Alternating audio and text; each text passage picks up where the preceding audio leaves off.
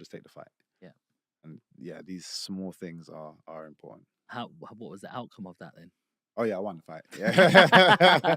We I got won the win, fight. bro. I won the fight. So, but yeah, like I said, it's just there are some people like to play those kind of tactics. I never understand unless it's like a really last minute fight. I never understand when fighters. I find it just so unprofessional when a fighter can't make weight. I know how difficult it is to make weight, but if you've accepted the fight with you understand the time frame, it's your fault. Regardless of how Yeah. difficult it is, it's only your You've had to fault. go through it. You've had everyone goes through it. You're doing exactly the same thing as me, and what makes it even worse is in the build up to the fight, because we're getting close now. Let's say even the last week when everybody's now let's say we're in the States, where both fighters are in the States. There's at some point in that week, you know you're not gonna make the weight. Let's have a conversation. Tell your coach, come to my coach. Look, we're not gonna make the weight. You tell your fighter not to stress out. It doesn't matter because we're the ones fighting. So I didn't have to lose that much weight. I could have stayed 1.5 kilos up. We could have arranged because it's not for a belt. We could have arranged a catch weight. Yeah. And they do that a lot. And so, but you waited for me to make the weight. To then tell me. So again, it's like trying to keep those little advantages. And again, you have to have the right It feels team. like it's cheating, bro. Yeah, again, every little advantage helps. And if your team, are used to getting away with something, they're gonna try it again. Are there a certain type of fighters that try and do these tactics? It happens all the time. I can't name random people, but it happens. It happens all the time. Yeah. How much does drugs play in the sport of UFC? I know there's VADA testing and stuff like that in boxing. I don't know what the rules are in UFC. Do you get testing done? I got drug tested 2 weeks ago. Put it this way, since I've joined the UFC, I've been drug tested 5 times. They don't play games. Like I literally stepped off the plane the other day, got home, and the guy's like, "Yeah, we called. I'm waiting outside your house." It's like, all right, cool, whatever. You just we need some of your pee. Yeah, they literally and you have to do a 3-month in advance, know where you're gonna be type thing. Yeah. So I have to tell everybody exactly where I'm gonna be. I don't know where I'm gonna be week to week, so that's difficult for me. But I try to do that generic. So as long as I haven't gone too far, they have a certain time frame that if they've called you, that you have to get over to them. So it's, God forbid I was to get called right now. It's like I gotta go back across London to go but then he'd have to wait because it's like I've stepped out. Things can happen, but they mark it all down. So it again, I'm sure there are ways to get around stuff because that's only human for people to think about. But it's very difficult. It's very difficult. So yeah, I don't see it's too much of a issue now. Back in the day, it was. Okay, so you've gone from Bellator to bare knuckle fighting, and then from there, did you have any more fights, or did you go straight into UFC?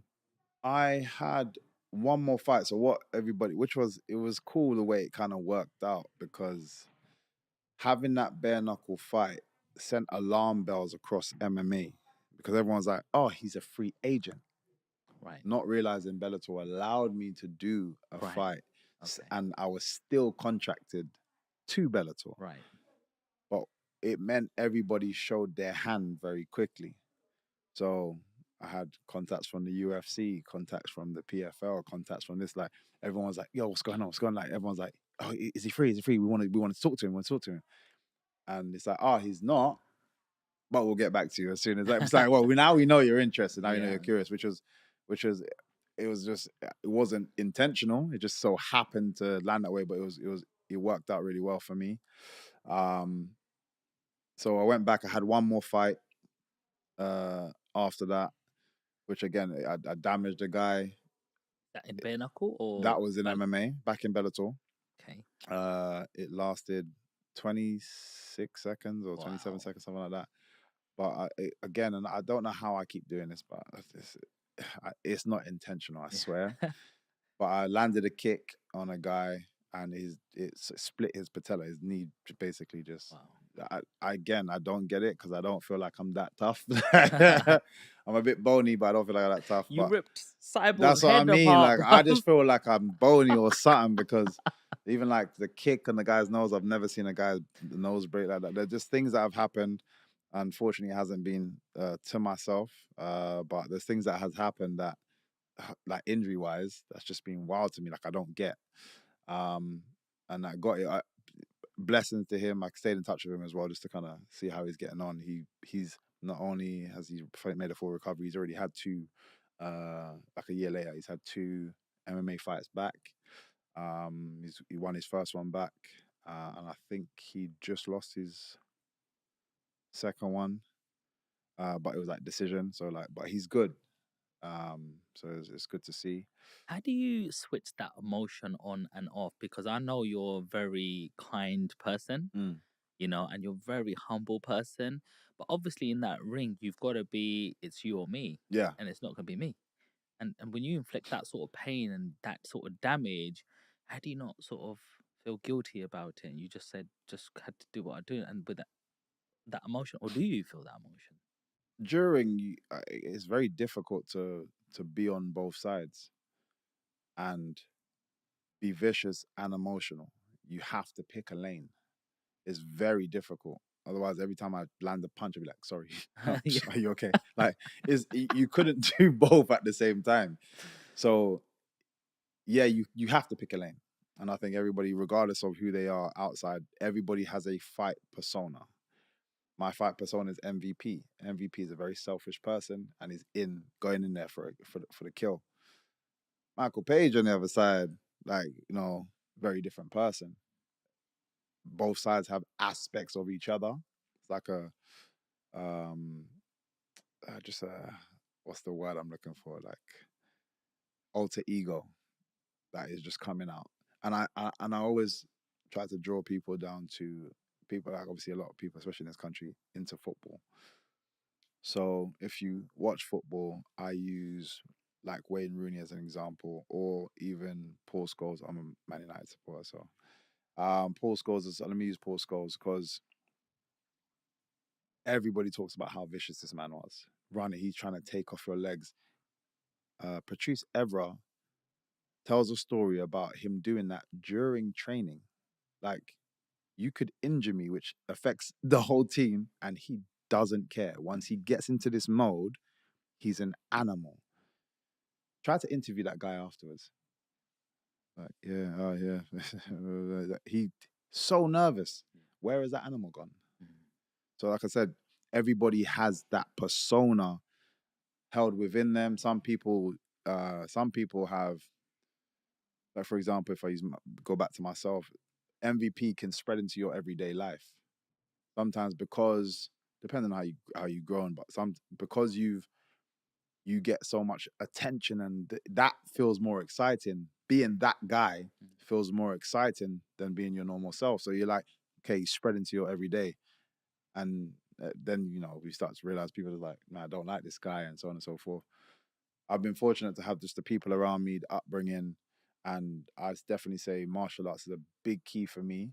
Just having respect, bowing to people, strangers, helping up and coming guys in the gym come up, as well as progressing forward. It was always a team effort. Just all these different things that I learned through martial arts kept me grounded as a person. So MVP stays when comes out when it's necessary and doesn't spread into them every day. Fortunately, not everybody has that. But for the most part, people have a performance self and then have like how they are. Wow. Thanks for explaining that to us, man. That's just like, it's like a Clark Kent and Superman. Yeah, literally. You know what I literally. mean? It's literally like that. you're just like, Yeah. I'm cool, and then the next minute. Yeah, it is literally that. That's that's the best way to put it. Love that, man. No, just so present listening, bro. It's just amazing hearing that sort of stuff. So let's talk about the fight you had with Kevin Holland. Yeah. I really enjoyed that fight. Actually, it just really made me appreciate how much of a striker you are. Them punches, the spinning elbows. Man, I don't know how you got that flexibility. I can barely just do this. Your elbows are already over there. You know what I mean? And yeah, let's go through that fight, because there was a time where I thought he got you, the way he locked you, and then I don't know what you did, and you just got out of it. And it was like, how do you? Someone's in their best position, and you've just like come out of it. Like, let's talk about that fight. What did you? How did you prepare for that fight going in? Again, I always try to just I always see it as if I can be better than my previous self, than my opponent. I don't really care for my opponent. So, as much as I know, I'm a fan of Kevin Holland, and it was even when I was speaking. So I was speaking to it was Hunter Campbell, who's like Dana White's right hand man. He's the one running so much, man. He's an amazing guy, such a cool guy. He's the one that kind of signed me on. He's like, look, this is the partnership. You need anything, you speak to me. You know, you got any ideas, speak to me. But when he was kind of initially had our meeting about signing to UFC, he was like, "How do you see your run?" I was like, "Put me in the deep end and see if I can swim." Literally, because there's no point in me wasting time. I've been in the game long enough. Uh, I don't need to be built up. I think people are aware of my talents if you're in that space and what I've done. So it's not like boxing where some people say you got ring rust, you need a warm up fight once or two before you go up, or I think everyone's different. Um, everyone's different. Some people feel the need, and I always say if you believe something, then it's true. So if as a fighter I believe ring rust is a thing, then it's true. Me as a fighter, I don't believe in ring rust. right? So if I'm out for 2 years, when I come back, if when you see me on the show, I've done the training that's necessary. I don't ring rust doesn't mean anything to me. So that's my belief. So that's the thing. So I literally like throw me in the deep end. And I had a feeling out of everybody because regardless, as tough as everybody thinks they are, they're not stupid. They're smart fighters, shall I say? So there would have been a lot of people when my name got mentioned, they wouldn't have put their hand up to go first, just because it's like I've seen this guy as well. He just looks tricky. Let me see how somebody else deals with him because the question is, can he do it at top flight? Can he do it at the top level? All the fighters, they're like, I don't want to be the one to find out if he can. So, but I knew it'd be somebody like Kevin Holland that would be like, I'm game. Like, let's go. Let me try and find out what's going on. And that's why I think that's why everyone loves him, respects him, because he's just about it. He doesn't care. Yes. Before we even get to that point, Michael, how did the UFC deal come about? Like, how did you come out of Bellator? Was your contract ending? How do you broker a new deal? Like, let's talk a little bit about business, bro. Yeah. So, as I said, my last Bellator fight, now I'm actually free. So Bellator will give you a certain time limit for them to negotiate. And this happens for all athletes, which is why when your class is a free agent, everyone's like, well, why hasn't he now signed to somewhere else? Things can't happen immediately. So Bellator, being the organization and a smart business, I guess, they give themselves a certain amount of time, stress free, from nobody else. So you're not coming to me saying, yeah, well, these guys offered me this. These guys, all you have to deal with is me. So again, smart. So I had to go through that phase, but I was already in the mindset of I just want to be a free agent. I don't think you guys value me the way I value myself. And what I mean is, like, financially speaking, you guys value me as an asset of the company, but your price tag to that is very different to my price tag to that. So I'm like, regardless, I'm gonna be a free agent. So, but I let them know that early. I was just like letting them know that earlier. But then it's like, cool. I'm free to just chill. I had to take my time, and everyone's asking me questions. I'm like, I'm handcuffed right now until a certain period is triggered. Once that period was triggered, then everybody came. How did you get in touch with like Dana White?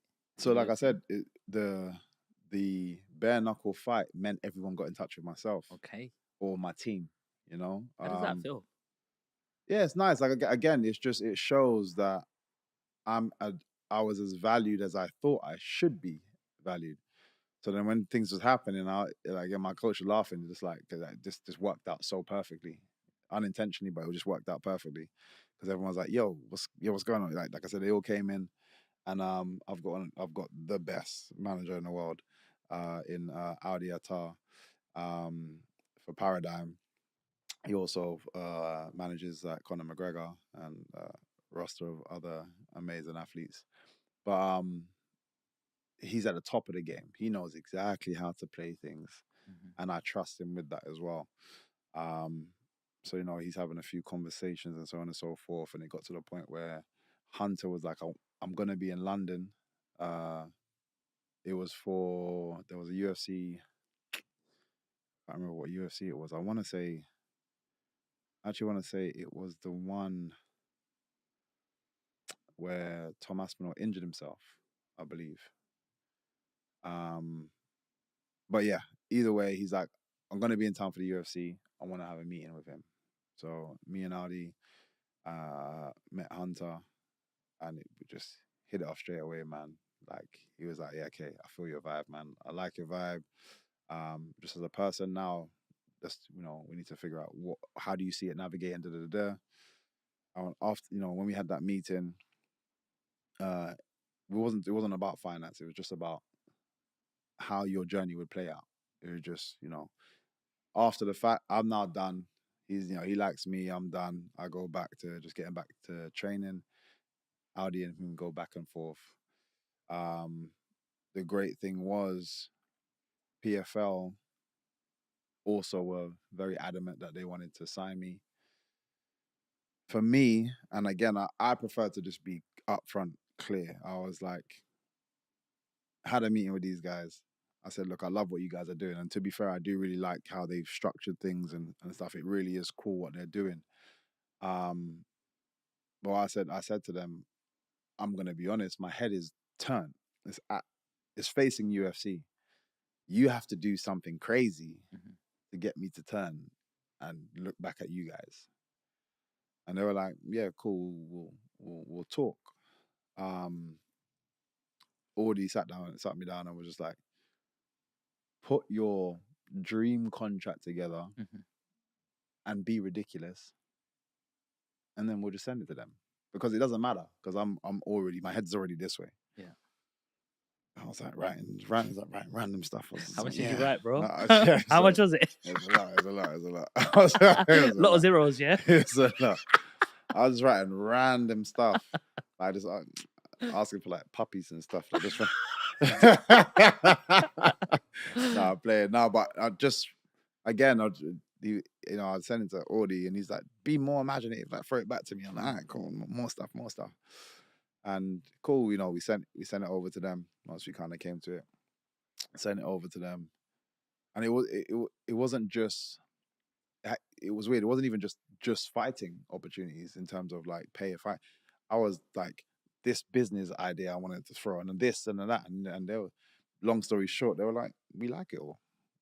It's like, we like it all. We're gonna sit down with the team and go over numbers. And I was like, oh shit, like that kind of changes a lot. Like, Wow. what? I was like, there's no way. But they sent back an offer, which was like, wow. But they, tried to drop certain things, certain tabs, and again, I was like, guys, I'm already leaving, basically.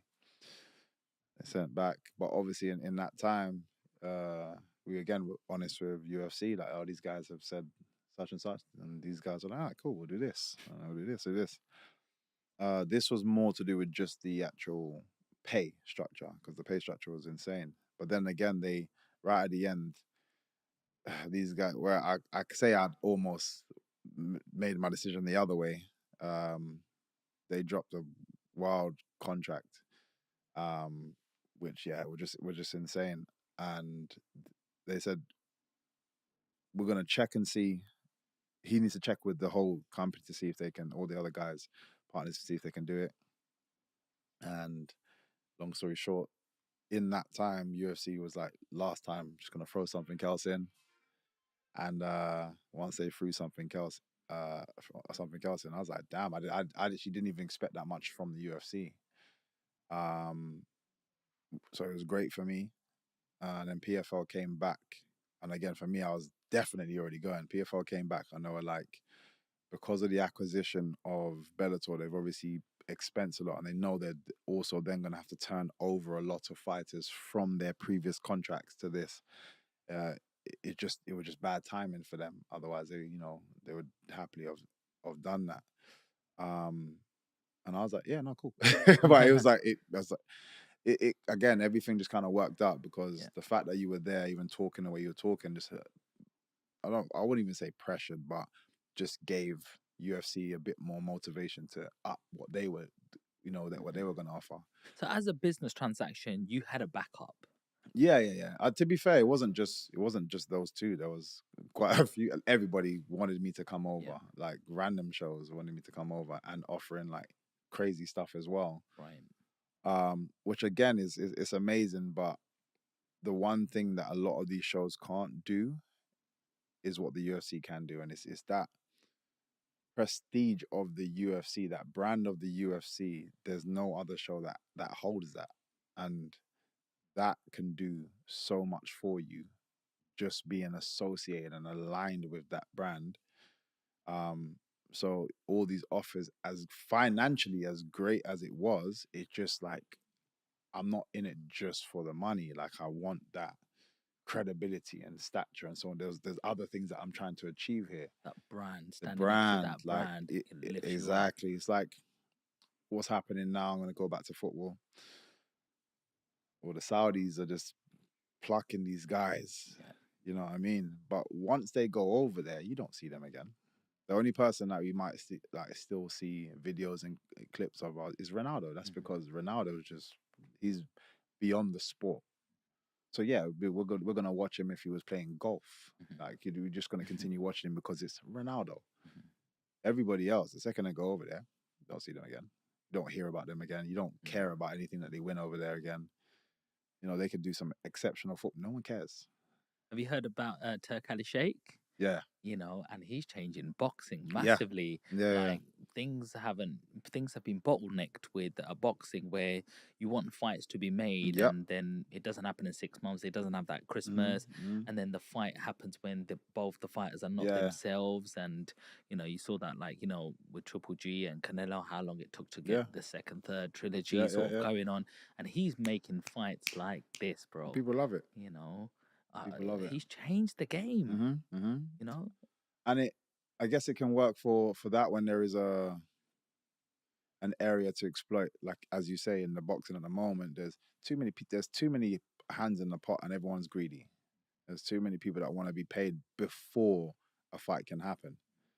Whereas if it's Dana White, it's like, you guys just do what I say. Yeah. It's just as simple as that. Yeah. So it's only me that I have to kind of talk to. Obviously, he's got a team of people, but it's under him. Whereas it's like this show versus this show and this show, like they're all separate, and everyone's got great fighters, and nobody wants to, lose out on pay. Yeah. And he's changing that, and I think he spoke about trying to just buy boxing, which is very believable because they've done it to golf, and I'm sure they're basically doing it to football at the moment. Wow. I can see them doing it. See, whereas in football, I think they're ruining the sport at the moment. I don't know, again, if everything goes that way, maybe different. But right now, I think that type of money is ruining like the sport, because it's allowing unrealistic transactions, and with this financial fair play, people have got loopholes because they got companies in Saudi that are like it's just corrupt at the moment. In my opinion, it's kind of ruining things. Obviously great for the players that are around in that time in terms of the contracts, but going back, they are that kind of thing is what PFL is providing at the moment. How long they can last for, because MMA is a very difficult sport, and like I said, UFC have basically monopolized the whole industry. How long that can last for, I'm not sure, but it looks like they are trying to build something quite cool. Do you think Bellator, PFL, do they miss you? Bellator, I think Bellator. I don't think Bellator are gonna last too much longer, to be fair. Really? Yeah, not at all. So Bellator, yeah. What's the main difference between Bellator and UFC? professionalism, the organization, the marketing being the key. And there were so many things, and I've got, my mind's always like very creative, and there were so many things I'd even tell them, like, yo, you guys should do this, you guys should do that, and then yeah, and I'm sure I'm sure it's not as easy for them because they were bought out by loads of different people, like Viacom at one point, I think HBO, they were doing, I forget all the different deals, but it means there are other people that they have to address that don't really know the sport or really care. So they'll be like, they might have put my suggestion forward or been even thinking in the same manner, but then they go to these guys and they're just like, not interested. Whereas again, Dana, it's like, this is a good idea, I'm going to do it. Yeah. Simple as that. He's not nobody really to answer to. Do the UFC pay fairly? So I think the UFC pay fairly at the top. If you've got a name and you know they're bringing you in, they'll pay you fairly, and they have the money there. Do they pay fairly as a whole? I think they could do a lot better. I definitely think they could do a lot better. And this is something I've spoken about before. I just feel like in any sport, especially this type of sport that we're in, because seriously, like I said, I get to watch these people bust their asses day in, day out, injuries and like just crazy stuff, not really even have the infrastructure to support them. So they're having to find their own physios and their own this and their own that and pay out of their own pocket to do so. My thing is, when you get to the top of the game, which UFC is, these things shouldn't be an issue anymore. One thing that is unbelievable that the UFC have is the Performance Institute. And that is giving people that kind of backing now. So like before my fights, I'm getting massages every day. Oh yeah. Which that was, again, unless I went out and found it and paid for it, that wasn't a thing in Bellator. With nutrition, the PI provide all the food, and it's like, oh wow. So I think that side of it isn't spoken about enough. And now that I'm there, I'm like, oh damn, I didn't realize this is what they're getting. And that is a massive, like, again, for weight cutting and stuff, every day my meals are sorted. Whereas before, I have to pay for a nutrition or organize my meals, especially going to a country that I don't know about, have to figure everything out. Big difference. Like PI is a massive game changer. And it's getting better. So that is unbelievable. But I do feel there should be more help for once you get to the UFC, or maybe even get to the UFC and get to a certain level, maybe a certain ranking in the UFC. Yeah. I think you should automatically trigger a certain fund, maybe. Do you get sponsorships, endorsements, Yeah, and stuff like that? of course. Yeah, you. The difficult side of things is in the UK. Now, this is a UK specific issue. There are certain countries that really get behind combat sports. Like I go to Japan and they love combat sports. They can tell me everybody. Go to the Philippines, there's places in Russia, like they get behind. So if you have a champion, if you're a champion or even somebody known from there, oh man, the whole place knows about you. So the sponsors and everything you're going to get is very different. I can be a world champion here, go back, come like land on a plane to England, and nobody knows who the hell I am. Nobody cares. Nobody, like, England's obviously is very competitive, but we don't, unless it's football or a few other sports, we don't get behind it in the same way. Yeah. So for us, sponsorships are very difficult. And I say us, even for myself, and I've built an amazing brand. And now I'm in the UFC so my brand is being backed by the monster in this sport, in this game. And still people are kind of like, yeah, but it's MMA. MMA is still, it's still, there's still a bit of an air around.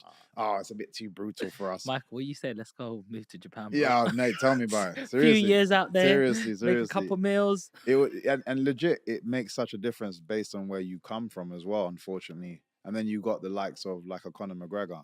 Now, if Conor McGregor, I'm not taking anything away from him because I actually think he's very talented. If Conor McGregor was from London, he's not getting the same back end. He's not as big as he is, doing all the same thing. I don't think he's as big as he is. People will get behind him and love him. If he's got to talk, he's still going to get people that are going to like him in the same way, but he's not going to be as big as he is, just being from over here. because people just over here just don't back you. But the Irish now, oh damn, Different ball game. oh they, I was there when he fought Mayweather. People, and I'm talking thousands of Irish fans, traveled to Vegas and didn't go to the fight. They just wanted to be in the atmosphere. Wow. So they went to the weigh-ins, and it was insane. And the next day, I'm thinking it's going to be the same thing, and I'm like, where the hell are all the Irish gone? But they're like, I can't afford a ticket, but we're gonna be in Vegas. All the bars outside are packed full of McGregor fans. That's like a country that supports you in that way is very different, and can help individuals on their journey up. Because one thing that these organizations care about